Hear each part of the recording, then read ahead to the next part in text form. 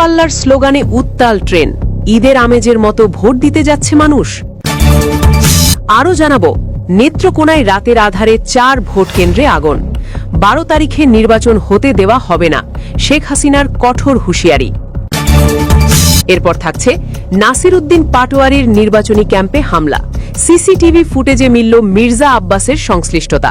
বাতিল হতে পারে মনোনয়ন, গণভোটে আপনাদের না ভোট দিতে হবে বললেন খুনি হাসিনার দোসর জিএম কাদের। এবং সবশেষে দেখবেন, শেষ মুহূর্তে এসে জামায়াত বিএনপির সব প্ল্যান এক নিমিষেই শেষ করে দিল। জামায়াতের প্ল্যান শুনে হতবাক বিদেশি কূটনীতিকরা, বিএনপির পরাজয় শতভাগ নিশ্চিত। আসসালামু আলাইকুম প্রিয় দর্শক, নতুন একটি নিউজে আপনাদেরকে স্বাগতম। দর্শক, বাংলাদেশের যে বর্তমান রাজনৈতিক প্রেক্ষাপট এবং যে পরিস্থিতি সৃষ্টি হয়েছে তার এই আলোকে আপনাদের সামনে বেশ কয়েকটি গুরুত্বপূর্ণ ভিডিও নিয়ে হাজির হয়েছি, যার কিছু অংশ বিশেষ শুরুতেই দেখেছেন। দর্শক, ভিডিও শুরুটা দেখেই কিন্তু বুঝতে পেরেছেন আজকের ভিডিওটি কতটা গুরুত্বপূর্ণ হতে চলেছে। তাই বলবো, 1 সেকেন্ডও না টেনে পুরো ভিডিওটি দেখবেন। চ্যানেলে নতুন হলে সাবস্ক্রাইব করে রাখবেন পরবর্তী আপডেট পাওয়ার জন্য। একটি লাইক করে পুরো ভিডিওটি দেখতে থাকুন। ভোট চোরদের কোনো রক্ষা নেই। ক্যালেন্ডারের পাতায় আজ কোনো ঈদ নেই, নেই পুজো, নেই লম্বা কোনো সরকারি ছুটি। তবুও ঢাকার কমলাপুর রেলওয়ে স্টেশনের চিত্র দেখে মনে হচ্ছে আগামীকাল বুঝি ঈদ। কিন্তু এই ভিড় শাড়ি গয়নার টানে বাড়ি ফেরার ভিড় নয়, এই ভিড় ভোটের টানে বাড়ি ফেরার ভিড়।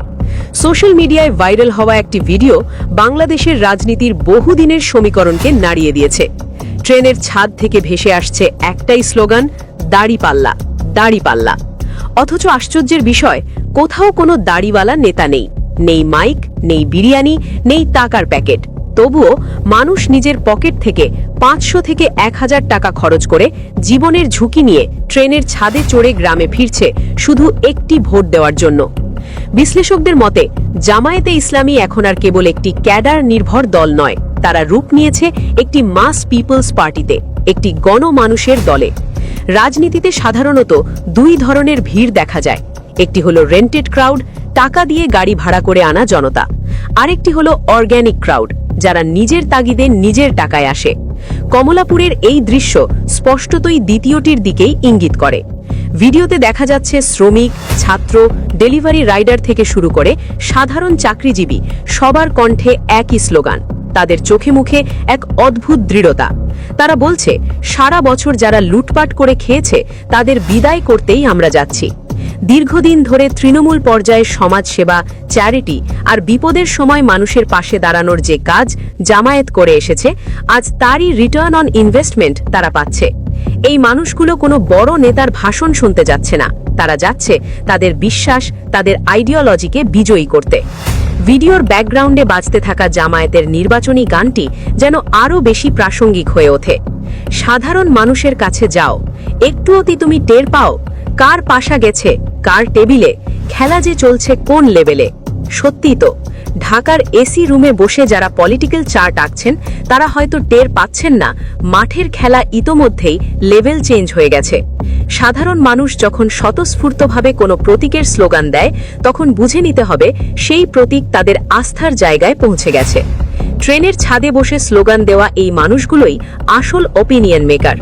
গ্রামে পৌঁছে তারা যখন চায়ের দোকানে বসবে, তাদের এই উদ্দীপনা, এই এনার্জি ছড়িয়ে পড়বে পুরো গ্রামে। জামায়াতের বিরোধীরা হয়তো মিডিয়াতে শক্তিশালী, কিন্তু আজ জামায়াত শক্তিশালী ট্রেনের বগিতে, বাসের ছাদে আর মানুষের হৃদয়ে। ভাবুন তো, ট্রেনের ছাদে ভ্রমণ কতটা ঝুঁকিপূর্ণ, তবুও এই মানুষগুলোর চোখে কোনো ভয় নেই। তাদের কাছে এই ভোট দেওয়া শুধু একটি দায়িত্ব নয়, এটি একটি মিশন। জামায়াতের কর্মীরা মানুষকে বোঝাতে পেরেছে এই নির্বাচন শুধু ক্ষমতার পরিবর্তন নয়, এটি দেশ ও ইসলামের রক্ষার নির্বাচন। তাই মানুষ কষ্ট করে হলেও বাড়ি ফিরছে। যেখানে অন্য দলগুলো ভোটারকে কেন্দ্রে আনতেই হিমশিম খাচ্ছে, সেখানে জামায়াতের ভোটাররা শত শত মাইল পাড়ি দিচ্ছে। একে বলে পলিটিক্যাল প্যাশন। আর যার পক্ষে এই প্যাশন থাকে, তাকে ব্যালটের যুদ্ধে হারানো প্রায় অসম্ভব। এই ভিডিও হয়তো 12ই ফেব্রুয়ারির ফলাফলের একটি ট্রেলার মাত্র। শহর থেকে গ্রামমুখী এই স্রোত বলে দিচ্ছে, গ্রামের ভোট কেন্দ্রগুলোতে এবার দাড়িপাল্লার জোয়ার নামতে যাচ্ছে। যারা ভাবত জামায়াত মানেই শুধু নেতিবাচক গল্প, কমলাপুরের এই সাধারণ যাত্রীরা সেই ধারণাকে চূর্ণ করে দিয়েছে। এরা তন্ত্রাসী নয়, এরা খেটে খাওয়া সাধারণ মানুষ যারা পরিবর্তন চায়। ট্রেনের চাকার ছন্দে ছন্দে যে স্লোগান তারা তুলছে, তা হয়তো আগামী 5 বছরের বাংলাদেশের ভাগ্য লিখে দিচ্ছে। রাজনীতিতে শেষ কথা বলে কিছু নেই, কিন্তু যখন জনতা জেগে ওঠে তখন বড় বড় দুর্গ তাসের ঘরের মতো ভেঙে পড়ে। কমলাপুরের এই দৃশ্য একটাই কথা বলছে, পাশার দান উল্টে গেছে। যারা সাধারণ মানুষের পালস বুঝতে পারেনি তারা আজ জনবিচ্ছিন্ন, আর যারা মানুষের দ্বারে দ্বারে গেছে মানুষ আজ তাদের জন্য ট্রেনের ছাদে। আগামী নির্বাচনের সমীকরণ দ্রুত বদলে যাচ্ছে। এতদিন ফেসবুক, চায়ের কাপ কিংবা দলীয় প্রচারণায় যে চিত্র দেখা যাচ্ছিল, মাঠের বাস্তবতা নাকি তার সম্পূর্ণ উল্টো। ঢাকার ভিআইপি আসনগুলোতে এমন এক রাজনৈতিক অঘটন ঘটতে যাচ্ছে যা বাংলাদেশের রাজনীতির ইতিহাসে নজিরবিহীন হতে পারে। সবচেয়ে বড় প্রশ্ন, তারেক রহমান কি সত্যিই নিরাপদ, নাকি নিজের ঘরের মাঠেই বড় ধরনের হোঁচট খেতে যাচ্ছেন?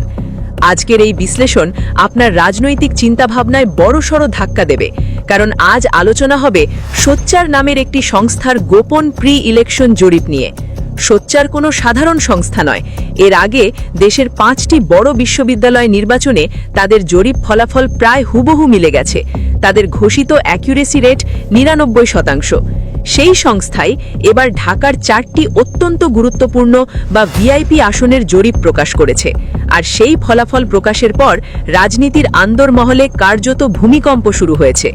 মোট ফলাফল দেখলে আপাতদৃষ্টিতে হিসাবটা ড্র। 4টি আসনের মধ্যে 2টিতে বিএনপি এবং 2টিতে জামায়াত বা তাদের সমর্থিত প্রার্থীরা এগিয়ে। কিন্তু আসল খেলা এখানে নয়, আসল খেলা লুকিয়ে আছে ভোটের ব্যবধান ও শতাংশের ভেতরে। চলুন আবেগের চশমা খুলে সরাসরি তথ্যের গভীরে যাওয়া যাক। ঢাকা 17, গুলশান বনানী। ঢাকার সবচেয়ে হাই প্রোফাইল আসন ঢাকা 17, গুলশান বনানী এলাকা। অভিজাত ভোটার অধ্যুষিত এই আসনে প্রার্থী খোদ বিএনপির চেয়ারম্যান তারেক রহমান। স্বাভাবিকভাবেই সবাই ধরে নিয়েছিল এখানে তিনি একচেটিয়া জয় পাবেন, কিন্তু সোচ্চারের জরিপ বলছে ভিন্ন কথা। তারেক রহমান 35%, তার ঠিক পেছনেই রয়েছেন স্বতন্ত্র প্রার্থী ডাক্তার খালিদুজ্জামান, যিনি পাচ্ছেন 32% ভোট, ব্যবধান মাত্র 3%। নিজের আসনে বিএনপির শীর্ষ নেতার এমন সামান্য লিড মানে তিনি কার্যত রেড জোনে অবস্থান করছেন। কেন এমন পরিস্থিতি? বিশ্লেষকদের মতে এর পেছনে রয়েছে 3টি বড় কারণ। প্রথমত, ডাক্তার খালিদুজ্জামানের ক্লিন ও গ্রহণযোগ্য ইমেজ। দ্বিতীয়ত, সাম্প্রতিক সময়ে তার বিরুদ্ধে রাষ্ট্রযন্ত্র ব্যবহার করে যে নোংরা অপপ্রচার ও ভিডিও লিকের চেষ্টা হয়েছে, সাধারণ ভোটাররা সেটাকে ভালোভাবে নেয়নি, বরং এটি বিএনপির জন্য উল্টো ক্ষতির কারণ হয়েছে। মানুষ ভিকটিমের প্রতি সহানুভূতি। প্রিয় দর্শক, সম্পূর্ণ ভিডিওটি দেখলেন, অবশ্যই বুঝতে পেরেছেন ভিডিওটি গুরুত্বপূর্ণ ছিল। দর্শক, এই ভিডিওতে যে তথ্যগুলো আপনারা পেয়েছেন এ বিষয়ে আপনাদের কি মতামত তা অবশ্যই কমেন্টে জানাবেন, এবং পরবর্তী আপডেট ভিডিওগুলো সবার আগে পেতে চ্যানেলটিকে এখনই সাবস্ক্রাইব করে রাখুন। এই মুহূর্তে বিদায় নিচ্ছি, দেখা হবে পরবর্তী কোনো ভিডিওতে। সে পর্যন্ত ভালো থাকুন, সুস্থ থাকুন। আসসালামু আলাইকুম।